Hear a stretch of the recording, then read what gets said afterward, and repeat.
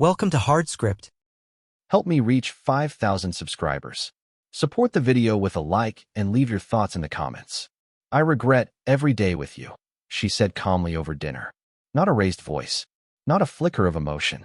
Just 4 words, dropped between bites of salmon and sips of white wine, like she was commenting on the weather. I didn't respond. Not right away. I didn't push the plate aside or demand an explanation. I didn't give her the satisfaction of seeing me crack.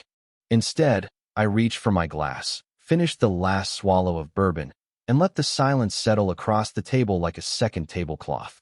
She looked at me, waiting, expecting me to break character, to beg, to bargain. I didn't. My expression stayed the same, calm and unshaken. And in that silence, something inside me clicked into place. Because the truth was, it wasn't just that sentence. It was everything that led up to it. Months of cold stares. Years of quiet withdrawal. A marriage that had turned into a stage play where I was the background prop and she was the star. Tonight, she just finally said out loud what her actions had been screaming for years. And instead of rage, I felt something else. Clarity.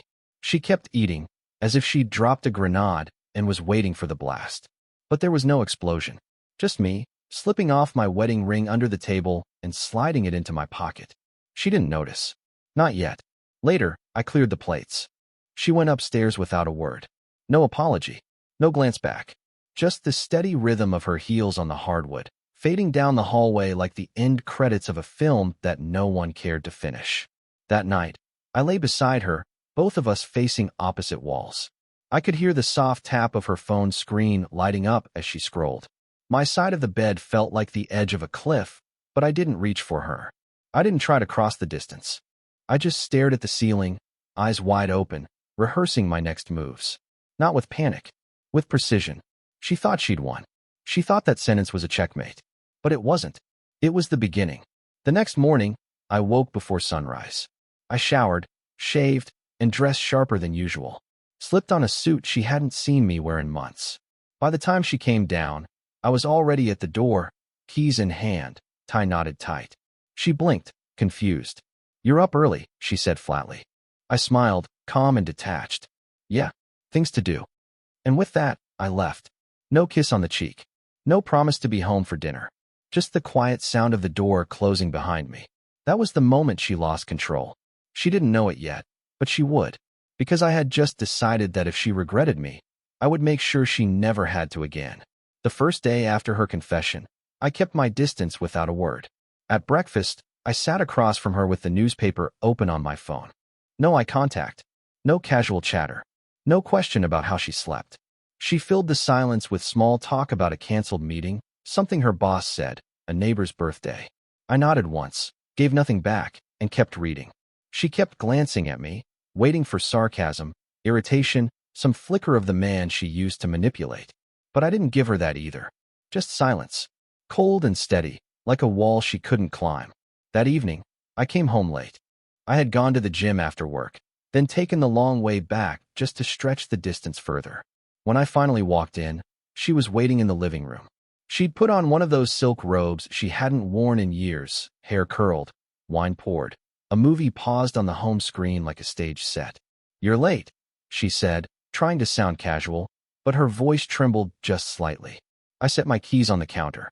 My answer was calm, detached. Didn't realize we were on a clock. She blinked. Just for a second, the mask slipped. She wasn't expecting that.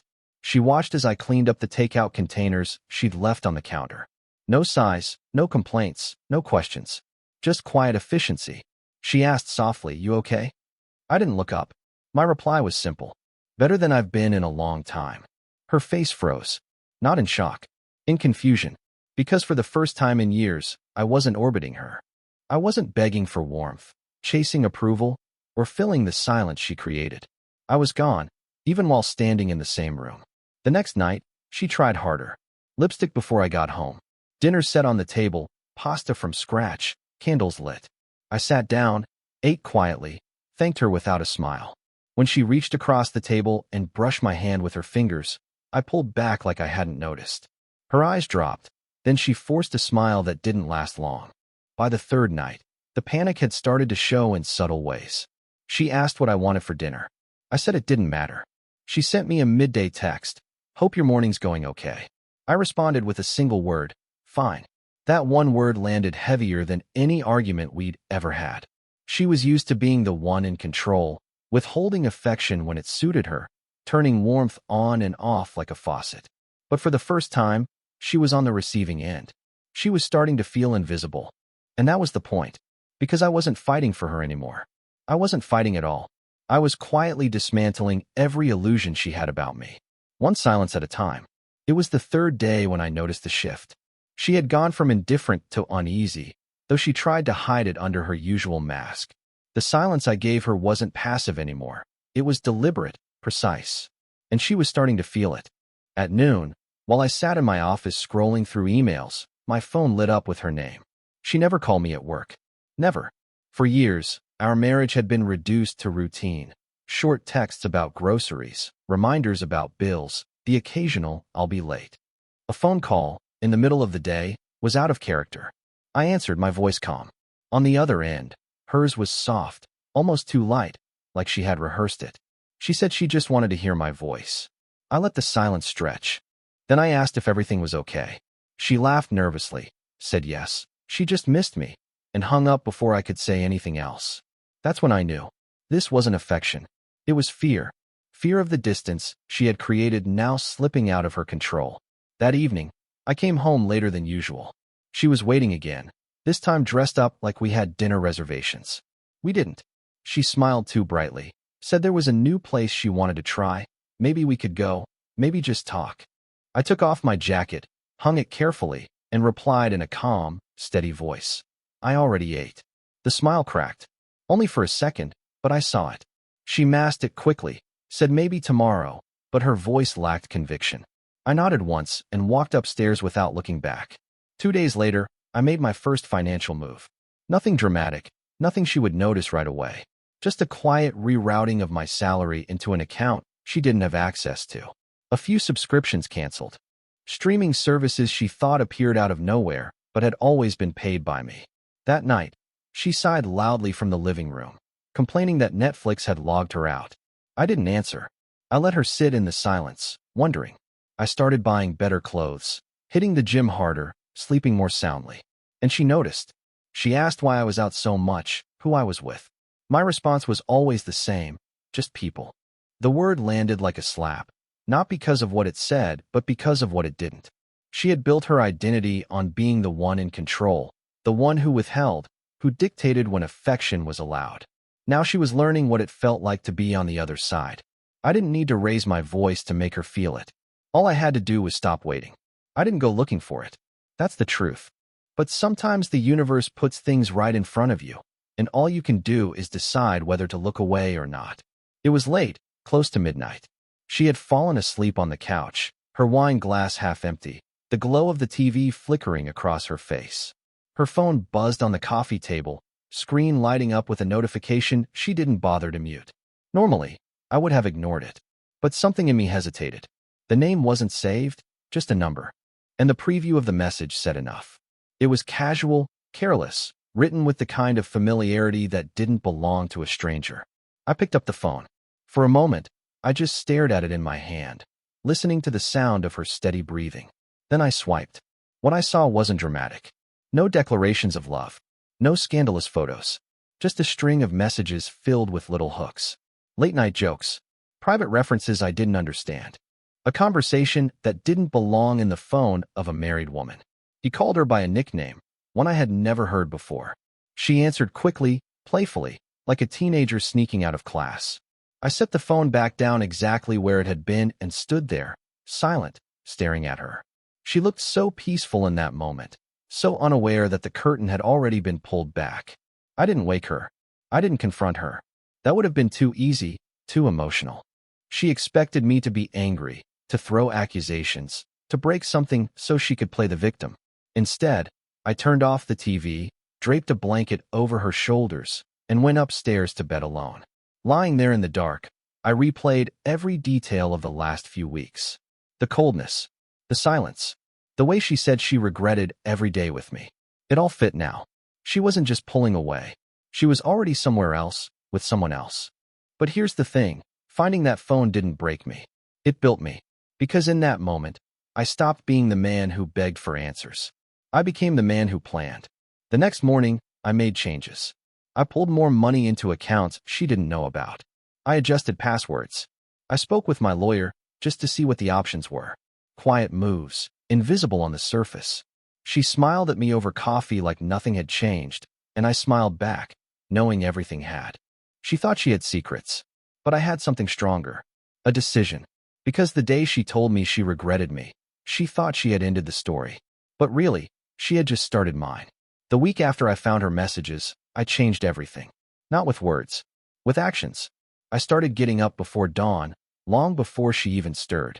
I left the house dressed sharper than usual, ties knotted, shoes polished, carrying myself like a man with places to be. I hit the gym before work, pouring every ounce of quiet rage into the weights. I wasn't chasing revenge or some shallow glow-up. I was reclaiming the pieces of myself I had shelved for years while playing the role of the dependable, invisible husband. By the end of the first week, I saw it in the mirror. My shoulders broader, my eyes clearer, the weight of years of silence falling away. And people noticed. The receptionist at work, the barista at the cafe, even strangers in passing. For the first time in a long time, I wasn't invisible. At home, I kept my detachment steady. No arguments, no accusations. Just calm, cold distance. She tried little tactics at first. A new perfume, dresses she hadn't worn in years. A sudden interest in asking where I was going or who I was with. When I brushed past her questions with short answers, her voice cracked in ways she couldn't hide. One night, I walked in late again. She was sitting on the couch in that silk robe, makeup done, hair curled, candles lit. A bottle of wine already opened, 2 glasses waiting. It was staged, like a scene she had carefully set to pull me back into orbit. She looked up, forced a smile, and said, "I thought maybe we could have a drink together. We haven't in a while." I glanced at the wine. At her. Then I set my keys down and said calmly, "I'm heading to bed." Her smile faltered, her eyes searching my face for a crack, but I gave her nothing. Just silence. I went upstairs and left her sitting there alone, staring at the glasses she would now have to drink by herself. The next morning, I caught her watching me as I buttoned a crisp shirt she hadn't seen before. She asked, carefully, if I had a meeting. I said, something like that, and walked out. Her eyes followed me to the door, suspicion mixing with unease. For years, she believed I couldn't exist without her approval, that my world revolved around crumbs of her affection. But now the roles had reversed. She was orbiting me, trying to figure out where I was going, what I was becoming, and most of all, why I no longer needed her. And that's when it hit me. She wasn't afraid of losing me. She was afraid of losing control. And that fear was only going to grow. It was only a matter of time before the mask cracked. She had been holding herself together with forced smiles and shallow attempts at control, but silence has a way of exposing people. And mine was suffocating her. It happened on a Thursday night. I came home later than usual, gym bag slung over my shoulder, sweat still clinging to my shirt. She was waiting in the kitchen, arms crossed, face tight. The moment I walked in, she unleashed. She demanded to know where I had been, who I was with, why I was coming home later and later. Her voice was sharp, frantic, like a whip cracking against the walls. She accused me of hiding things, of changing, of playing some game. I stood there in the doorway, calm, listening. She wanted me to rise to it, to argue, to give her a fight so she could twist it into proof that I was the problem. But I didn't give her that. I set my keys on the counter, poured myself a glass of water, and drank it slowly while she ranted. The more I stayed silent, the more unsteady she became.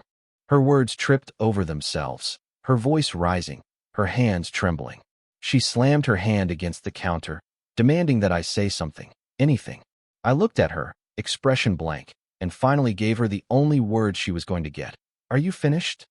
Her face froze. For years, I had been the one to chase, to explain, to try to calm the storm. Now, I was the storm, and she had no idea how to survive it. She turned away, pacing the kitchen like an animal in a cage. She muttered something about how I was punishing her, how I was acting like a stranger. But I didn't respond. I walked past her, up the stairs, and left her standing there alone with her rage echoing in the empty house. That night, I lay in bed and listened to her moving around downstairs.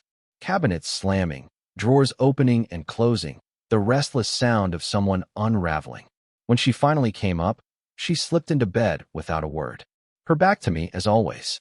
But the silence wasn't hers anymore. It was mine. In the morning, she tried to soften it. She placed a hand on my arm as I tied my tie, her voice light, almost pleading. She said she didn't like this distance, that something felt wrong. I adjusted my collar, met her eyes in the mirror, and said calmly, "Nothing's wrong. I'm fine." And then I walked out the door, leaving her staring at her reflection, realizing she no longer recognized the man standing beside her. The truth was simple. She thought she could control the silence. But she never expected what it would feel like when it turned against her. The thing about silence is that it doesn't just stay inside a house. It seeps out. It follows you into every interaction, every conversation, until people start to notice. And I made sure they noticed, but on my terms, not hers. It began with her sister. She called one evening, her voice laced with concern, asking if everything was okay between us. I kept my tone calm, polite, but I didn't shield the truth. I told her that lately my wife had been distant, dismissive, even cold. I didn't embellish. I didn't accuse. I just laid the facts out like a surgeon laying instruments on a table. The silence on the other end told me enough. She hadn't heard that version of the story before. Next came her mother. Judith had always been protective, quick to defend her daughter no matter what. But when she asked how things were going, I didn't hide it. I told her about the way my wife had been shutting me out, how she said she regretted every day with me. Judith gasped, asked if she really said that. I told her she had. And then I let the silence do the rest. It wasn't gossip. It wasn't revenge. It was revelation. I wasn't shouting it from rooftops.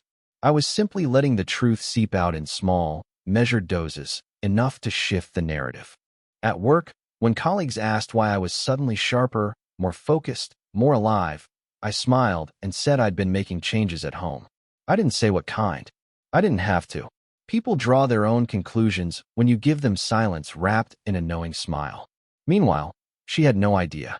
She still walked into family dinners with that polished charm, still posted pictures online with fake smiles and curated captions. But the cracks were there now. The questions had started. Friends who once saw her as the perfect wife now looked at her differently.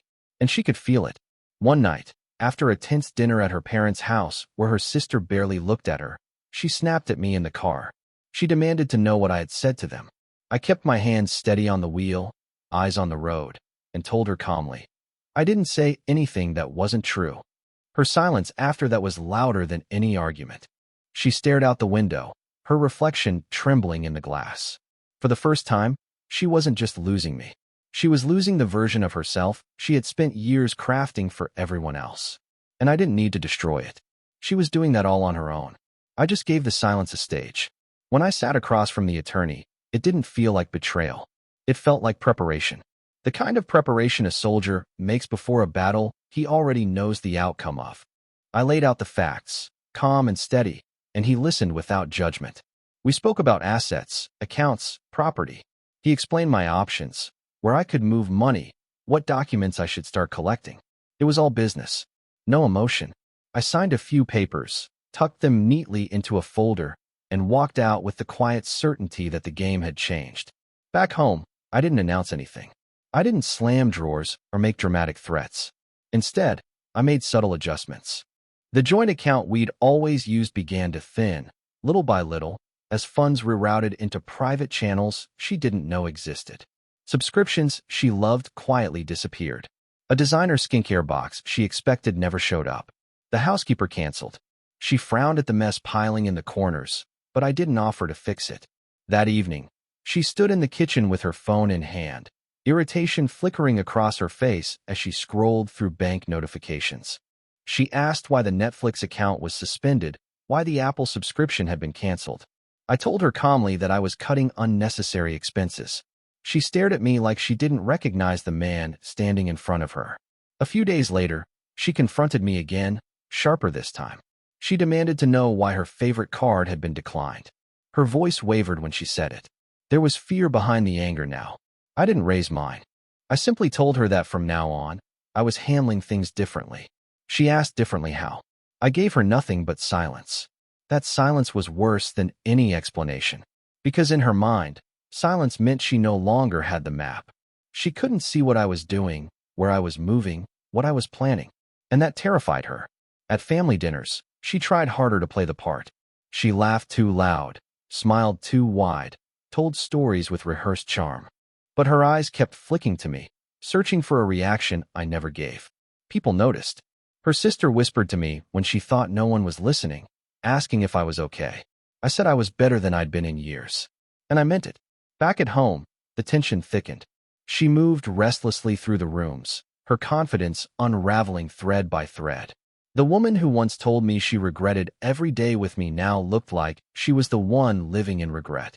And I hadn't raised my voice once. By the time she realized something was wrong, it was already too late. I had been moving pieces quietly, one at a time, until the entire board looked different. I started with the documents. Birth certificates, passports, tax records, all filed neatly into a folder she never noticed missing from the cabinet. Then the financial records, tucked away into a briefcase that never left my car. Every move was careful, deliberate, impossible for her to track. At night, while she scrolled on her phone or poured herself another glass of wine, I packed slowly. Not the way you pack for a trip, the way you pack for freedom. A shirt here, a pair of shoes there. One drawer at a time, until half the closet was empty and she hadn't even noticed. She was too busy trying to patch the cracks in her own facade, too focused on the image she showed the outside world to see what was unraveling inside her own house. One evening, she asked why my side of the dresser looked lighter. I smiled and told her I had been organizing. She accepted it, but her eyes lingered a little too long. Suspicion was creeping in, but she still believed she was the one holding the reins. The truth was, she had already lost. I met again with my attorney, finalized the paperwork, kept it sealed and ready. The divorce papers sat in my briefcase, crisp and untouched, waiting for the right moment. I didn't fantasize about the confrontation. I didn't picture shouting matches or tears. I pictured silence, the same silence that had carried me this far. At work, people kept complimenting the changes. My suit's sharper, my body stronger, my focus clearer. She must have noticed too, because one night she asked if there was someone else. Her voice wasn't angry. It was fragile, desperate. I looked at her and told her calmly, "No one you need to worry about." The way her eyes flickered told me she knew what that really meant. The house felt different now. The tension no longer came from her coldness. It came from my absence. I was already gone, even while I sat at the same table. She tried to start conversations, asked about my day, offered to cook dinner. I thanked her politely, but my words landed like a wall between us. She laughed nervously, trying to pretend it was all normal, but the cracks were too wide to cover. Every night, I fell asleep with the certainty that soon, this house would no longer hold me. She thought she had time, thought she could fix what she had broken with a few gestures, a softer tone, a forced smile. But I had already decided. She told me once that she regretted every day with me. Soon, she would never have to again. The night I decided to end it, nothing dramatic announced itself. No argument, no slammed doors, no sudden discovery. Just silence. The kind of silence that comes when the choice is already made. She was sitting at the dining table when I walked in, scrolling on her phone, pretending she wasn't waiting for me. A half-finished glass of wine sat beside her, the second one poured but untouched. For weeks, she had been trying to reel me back in with small gestures, the same tools she once used to control me. But those tools no longer worked. I set my briefcase on the table and opened it. She looked up, distracted at first, then tense when she saw the manila envelope I slid across the wood toward her. Her smile faltered. Her hands hesitated before touching it. She asked softly, "What's this?" I didn't answer. I didn't need to. She opened the envelope and saw the divorce papers staring back at her, neat and final. Her breath caught. For a moment, she looked like a stranger caught in a storm with no shelter. She whispered my name, her voice trembling, but I stayed calm. She asked if I was serious, if this was some cruel test. I kept my eyes on her and said only, "You told me you regretted every day with me. Now you won't have to." The silence that followed was heavier than any scream. Her face crumbled, not into tears of love or sorrow, but into something closer to fear. Fear of losing the life she thought was guaranteed. Fear of watching her carefully crafted story collapse in front of her. She reached for me across the table, desperate, but I pulled back. I stood, slid the ring from my pocket, and placed it beside the untouched glass of wine.